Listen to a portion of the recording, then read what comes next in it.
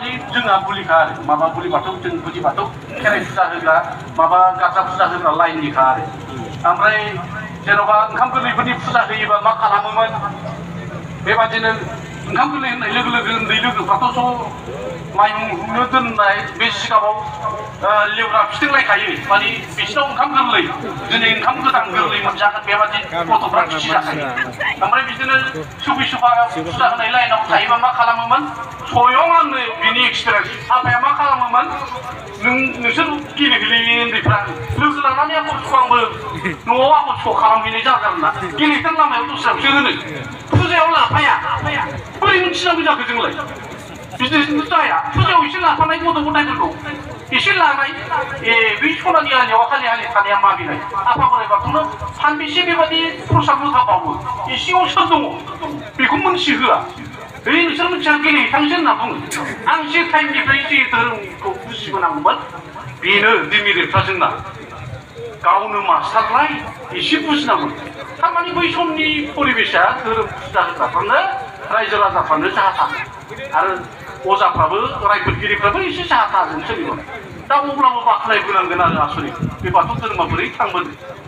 सक्ति दं मामुलि नङा आरो मानसिफ्रा बुंदों बुलिया जालालै दा एसे फोसाबनांसिगौ एसे माबानांसिगौ फोसाब सैथो खिन्थु माखासे थाखानाय अरिजिनेलिटि बेखौ बोखारनानै बेखौ आं फोसाबनाय होना जोंबोथ' फोसाबदोंना दाथ' गामसा आराम गानजोबदों फुजा फाथालाव साहा थाहा जानो मोना बिसोरसो फोसाबनाय खिन्थु नों खेराइखौ बोखारोबा बेखौ फोसाबनाय होनगोन बे गारजा गारसिफोरखौ फोसाबनाय माबा फोसाबोबा बेखौ बोखारोबा नों बेखौ फोसाबनाय होनो बेखौथ' फोसाबनाय होना बेथ' थानांगोन ना अरिजिनेलिटि बाथौआ बाथौ महरै थानांगोन बाथौ गैयाबा खेराइ गैया खेराइ गैयाबा बाथौ गैया बे गरसे फैसानिनो फाननाय मोखां एकदम स्पस्ट भाषा आसरित बुस्थु दा ओंखायनो एकाइन मोनसे सक्ति फुजा बेयो बुलिया आसरित सक्ति फुजा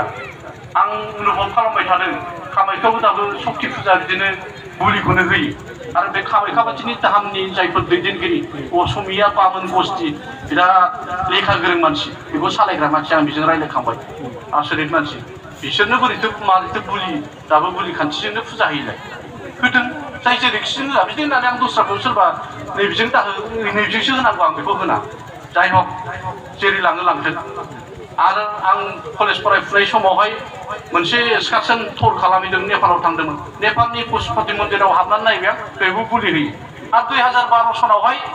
नेपालनि राजाया जोंनि बे कामाख्या धामाव फैनानै मा होनो बेवहाय बेयो मैसोना माबा मोनसे पन्चबलि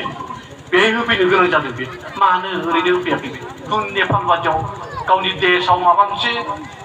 निस्सय जादों समस्या जादों बेफोरनिफ्राय मुक्ति मोननो थाखाय बेफोरनिफ्राय माबा मोनसे परित्रान मोननो थाखाय बिथाङा दिनै जोंनि आसामाव कामाख्या होनबा बिराद गिदिर लाखायो कामाख्याआव फैनानै पन्चबलि होफैनांबाय होनबा नायदो आसरित बेहायलाय नों सोरबा माबा माबि अखस्त साइसजों फंसे फंनै बुंनायखौ लाजिनानै माबा मोनसे धोरोम नागारनांगौ बे जानो नांला दानि नैबे परिबेसाव आगोलाव जे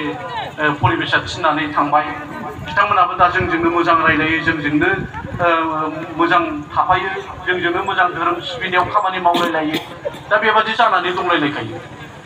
दा ओंखायनो बे बेलायावहाय जेबो उसुबिदा गैया नेपालनि राजा बिदि होफैनायखौ जों आसरित मोनदों